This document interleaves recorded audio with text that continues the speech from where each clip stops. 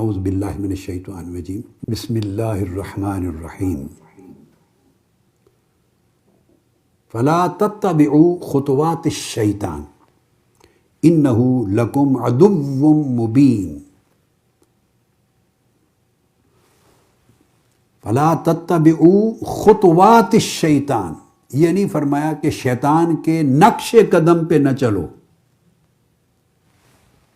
خطوات جمع کا صیغہ استعمال کیا، شیطان کے نقوش قدم پہ نہ چلو، یعنی اس کے بے حساب راستے ہیں اس کو گمراہ کرنے کے، اس کے پاس بہکانے کے، ورغلانے کے، پھسلانے کے، اس خیر کی راہ، ہدایت کی راہ سے نکال لینے کے باہر. خطوات ہیں، بہت سے اس کے پاس ٹولز ہیں، صرف ایک نہیں ہے. یہ بات بڑی امپورٹنٹ ہے، بہت ٹولز ہیں، اس کے بے شمار میکنزمز ہیں، اس کے پاس بے شمار میتھڈز ہیں، اس کے پاس بے شمار پروسیجرز ہیں، خطوات ہیں شیطان کے. فرمایا انہ لکم عدو مبین، اور وہ خود تمہارا کھلا دشمن ہے، مگر جو طریقے استعمال کرتا ہے ضروری نہیں ہر طریقہ کھلا ہو، اس میں کھلے طریقے بھی ہیں، خفیہ طریقے بھی ہیں جو خود بندے کو پتہ ہی نہیں چلتا، اور شیطان اس کو بہکا پھسلا کے نکال دیتا ہے اس قافلے سے، محروم کر دیتا ہے اس نعمت سے. فرمایا وہ تمہارا کھلا دشمن ہے، مگر طریقے اس کے خطوات ہیں بے شمار، اور ایسے بھی ہیں جن کا آپ کو پتہ چل سکے، اور زیادہ گھناؤنے طریقے وہ ہیں جن کا پتہ بھی نہیں چلتا آپ کو، اندر ہی کوئی ڈسٹربنس پیدا کر دیتا ہے آپ کو. اور ڈسٹربنس پیدا کہاں سے ہوتی ہے؟ بھئی آپس میں جب اجتماعی کام ہوتا ہے تو ہیومن ریلیشننگ ہوتی ہے. جب اجتماعی کام کرتے ہیں، تنظیمی کام، جماعتی کام، اجتماعی، تو ہیومن ریلیشننگ ہوتی ہے. انسان کا انسان کے ساتھ رشتہ ہوتا ہے تو 100 کمزوریاں، اونچ نیچ، خرابیاں، مزاج، طبیعت، معاملات کی ہوتی، بس وہیں سے بگاڑ ہو جاتا ہے، ختم. بگاڑ بندوں کا بندوں سے ہوتا ہے، اور محروم مشن سے ہو جاتا ہے، نعمت سے ہو جاتا ہے. بس یہ ہے ایک سمپل سی فلسفی. یہ بڑی آزمائش ہے. اگر بندے کا اللہ سے تعلق ہے، صرف اللہ سے، اور درمیان میں کسی انسان کا کوئی واسطہ نہ ہو، وہ آسان ہوتا ہے اگر اس کو توفیق ہو.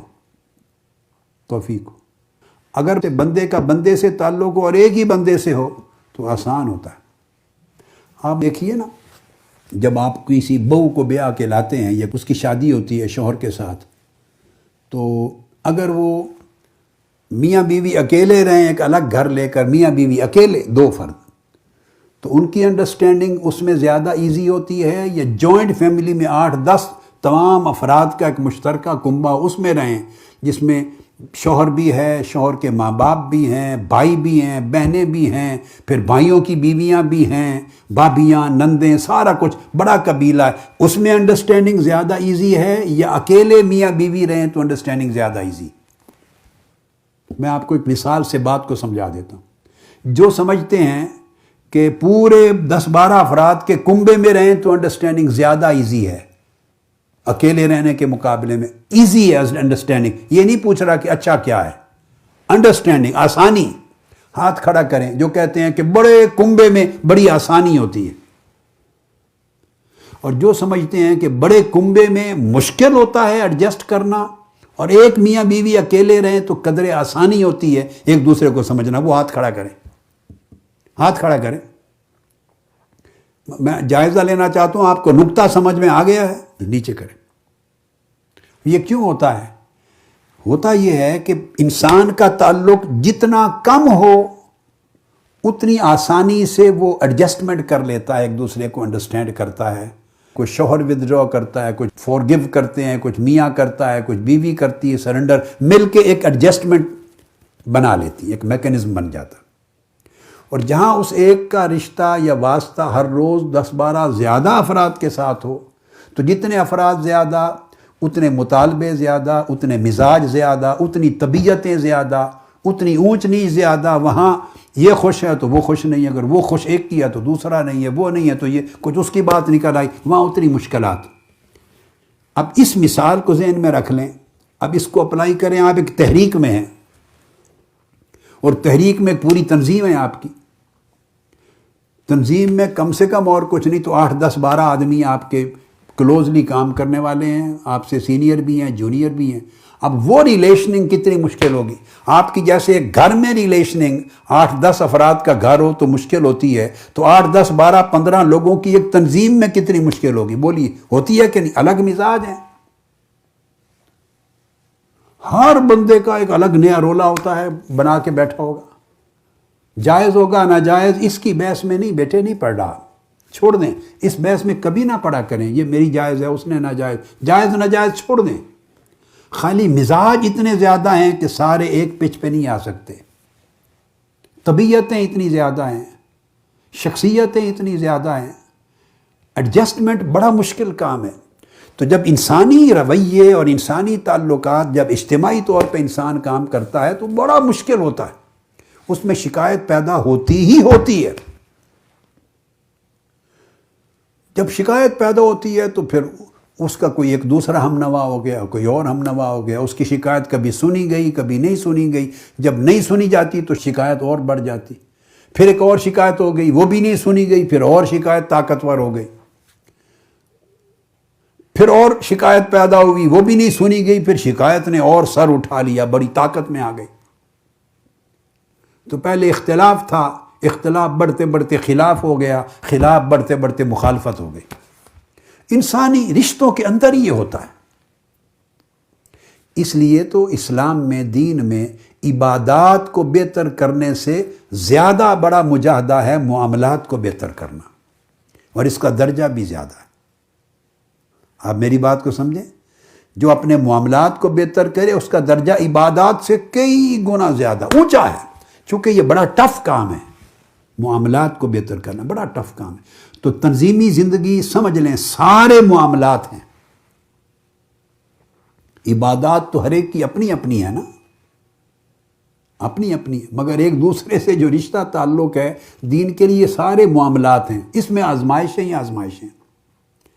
تو یہ آزمائش کیا ہے کہ بگاڑ کسی ایک کا دوسرے سے ہوتا ہے، ناظم کا صدر سے ہو گیا، نائب صدر کا صدر سے ہو گیا، اس کا امیر سے ہو گیا، اس کا جنرل سیکرٹری سے ہو گیا، اس کا MSM کے صدر سے ہو گیا، اس کا یوتھ لیگ کے صدر سے ہو گیا، ویمن لیگ کا ان سے ہو گیا، ان کا تنظیم کا ویمن لیگ سے ہو گیا، یوتھ کے ساتھ ہو گیا، امیر سے ہو گیا، اچھا پھر ضلع ہے یونین کونسل کا اوپر PP حلقے کے ساتھ ہو گیا، یا ان کے کسی بندے کا مرکز کے شہر ضلع کے ساتھ ہو گیا، ان کا مرکز کے ساتھ ہو گیا۔ یہ مرکز سے لے کے بیٹے یونین کونسل تک یہ سارے انسان ہی ہیں نا، سب انسان ہیں، ان میں کوئی ملائکہ میں سے نہیں آئے ہوئے۔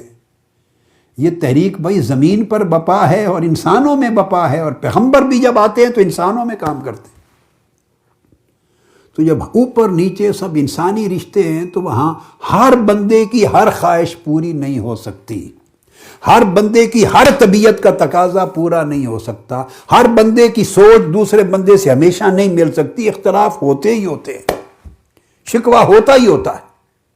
اب یہ جو شکوے کے امکانات بہت زیادہ ہیں، ان کے باوجود آدمی انہیں نظر انداز کرے اور اللہ رسول کے کام کے لیے قربانی دے اور جمع رہے، یہ آزمائش۔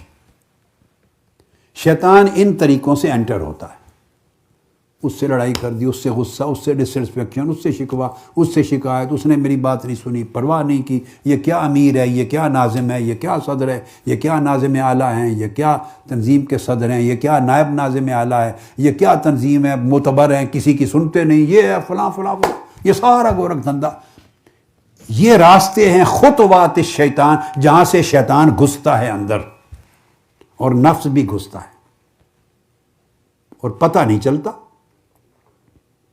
پھر اس کے بعد انا پیدا کرتا ہے، میرا حق ادا نہیں ہوا، میری عزت نہیں ہوئی، میرا نام نہیں لیا، سب کو کھڑا کیا گیا، مجھے چھوڑ دیا، مجھے پروجیکٹ نہیں کیا، میں نے اتنا کام کیا تھا، میرا کسی کھاتے میں نہیں گیا۔ یہ سب چیزیں، یہ بولیاں کیا ہیں؟ وہ شیطان بے ایمان ڈالتا ہے، یہ بولیاں، یہ سب بولیاں شیطان ڈالتا ہے، اور نیچے نفس اندر سے اس کا الائنس ہو گیا ہوتا ہے شیطان کے ساتھ، نفس امارہ کا الائنس ہوتا ہے، اور پھر یہ چیزیں کر رہے ہوتے ہیں نیکی کے کام، اس نیکی میں شر داخل کر دیتا ہے شیطان، آپ کو پتہ ہی نہیں چلتا۔ آپ سمجھتے ہیں میری حق تلفی ہوئی ہے، زیادتی ہوئی ہے، یہ ٹھیک نہیں ہے، بس آپ اور خیال میں ہوتے ہیں اور معلوم نہیں کہ پردے کے پیچھے شیطان اور نفس کام کر رہے ہیں۔ لہٰذا ہر وقت خطرہ ہے، عاجزی کریں اور اللہ سے التجا کرتے رہیں کہ آپ کو اس نعمت سے محروم نہ ہونے دے۔ جو محروم ہو گیا وہ مارا گیا، وہ شیطان نے حملہ کیا، وہ سنبھل نہیں سکا، وہ محروم ہو گیا اس بڑی نعمت سے۔ باقی یہ گارنٹی کوئی نہیں دے سکتا، انسانوں کے اجتماعی کام ہیں، اس میں کسی سے کوئی نقص شکوہ نہ ہو، اس کی گارنٹی روئے زمین پر کوئی نہیں دے سکتا، انسان ہے، اسی توازن کو قائم کرنا ہے۔ تو اب آخری بات، بس جڑے رہیں اس جگہ کے ساتھ، ہر چیز جو آئے اس کو دھتکار دیں، جو چیز آئے دھتکار دیں، سمجھ لیں یا میرے نفس کا خیال ہے یا شیطان کا حملہ، بس چھوڑ دیں، علاوہ اس کے کچھ نہ دیکھیں، یہ میرے اپنے نفس کی سوچ کی خرابی ہے یا شیطان کا حملہ ہے، بس اور کچھ نہ سوچیں، جمے رہیں۔ جب اس پر جم جائیں گے تو اپنے مشن کی، دین کی عزت پہ، اللہ کے رسول کی عزت پہ جم جائیں گے، تو میں آپ کو ایک بات بڑی پتے کی بتاتا ہوں، بڑے پتے کی، راز کی، شیطان بھاگ جائے گا آپ سے مایوس ہو کر بھاگ جائے گا۔ سمجھیں، جب شیطان کافر ہو گیا، جب اللہ پاک نے اس پہ لعنت بھیج دی اور وہ کافر ہو گیا، نافرمان ہو گیا، کافر ہو گیا، ابلیس کافر ہو گیا، اس وقت اس نے ایک قسم کھائی تھی، کافر ہو جانے کے بعد ایک قسم کھائی تھی، اس نے کہا تھا فاعوذ باللہ من الشیطان الرجیم فبعزتک لأغوینہم اجمعین، اے اللہ تیری عزت کی قسم میں ان سب کو گمراہ کروں گا، پھسلاؤں گا، سب کو پھسلاؤں گا تیرے بندوں کو۔ مگر قسم کیا کھائی تھی؟ بولیے، تیری عزت کی قسم۔ حضرت آدم کی عزت نہیں کی تھی جس کی وجہ سے کافر ہوا، مگر کافر ہو کے بھی اللہ کی عزت کر رہا تھا۔ فبعزتک، تیری عزت کی قسم، یہ جو قسم کھانا ہے یہ عزت کرنا ہے۔ عزت کس شے کی کر رہا تھا ابلیس؟ کافر ہو کر بھی اللہ کی عزت کر رہا تھا، اللہ کی عزت کر رہا تھا۔ میں لفظ بول رہا ہوں، فبعزتک، تیری عزت کی قسم۔ قسم کیا ہے؟ قسم کے لفظ سے عزت کر رہا ہے، اور عزت کس کی کر رہا ہے؟ یہ نہیں کہا تیری قسم، نہ، تیری عزت کی قسم۔ تو گویا کافر ہو کے بھی اسے اللہ کی عزت تھی، اللہ کی عزت تھی، کافر ہو کے بھی، چونکہ اس کی پچھلی زندگی گزری تھی، اس نے اللہ کی عزت کو دیکھا تھا۔ لہذا چونکہ کافر ہو کے بھی اللہ کی عزت کی اس نے قسم کھائی، تو یاد رکھ لیں جہاں اللہ کی عزت نظر آئے گی شیطان وہاں سے بھاگے گا۔ جہاں آج بھی اسے اللہ کی عزت نظر آئے گی شیطان وہاں سے بھاگے گا، وہ آئے گا آپ پر حملہ کرنے، ایک انڈیویجول پر، اور دیکھے گا یہ تو اللہ کی عزت والا ہے، یہ تو اللہ کی عزت والا ہے، وہاں سے بھاگ جائے گا۔ یہ مشن آپ جہاں جڑے ہوئے ہیں یہ اللہ اور اس کے رسول کی عزت والا ہے، اللہ اور اس کے رسول کی عزت والا ہے۔ اس عزت کو جتنا محفوظ و مستحکم کریں گے اور بے عزت نہیں کریں گے، جتنا اس عزت پہ قائم رہیں گے، شیطان آپ سے بھاگے گا، جب بھاگے گا تو آپ محفوظ رہیں گے۔ بس اللہ رسول کی عزت کا مشن ہے، عزت کو سر بلند کرنے کا مشن ہے، اللہ رسول کی عزت کو سر بلند کرنے کا مشن ہے، اس پر قائم رہیں گے، اتنا قائم رہیں ظاہر اور باطن میں کہ شیطان بھاگ جائے آپ سے۔ اللہ رب العزت مدد فرمائے آپ کی، اور آپ کو کامیابی و کامرانی نصیب ہو، آپ ہمیشہ سلامت رہیں اور دنیا اور آخرت کی نعمتوں اور برکتوں سے مالا مال رہیں، اور کبھی بھی آپ کے قدم لڑکھڑانے نہ پائیں، کبھی پھسلنے نہ پائیں، ہمیشہ استقامت ہو، اللہ پاک آپ کو استقامت دے، اور اللہ اور اس کے رسول کی عزت کے اس مشن پر عزت کے ساتھ قائم رکھے، اور خطوات شیطان سے ہمیشہ محفوظ رہیں، اور اندرونی بیرونی کسی شیطانی نفسانی حملے کا شکار ہو کر آپ اس نعمت سے محروم نہ ہوں۔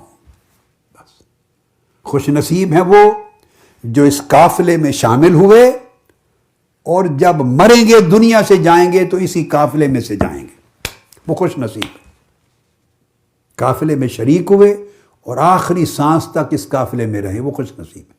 اللہ پاک آپ کو اسی استقامت، تابعداری اور وفاداری کے ساتھ اس پر قائم رکھے۔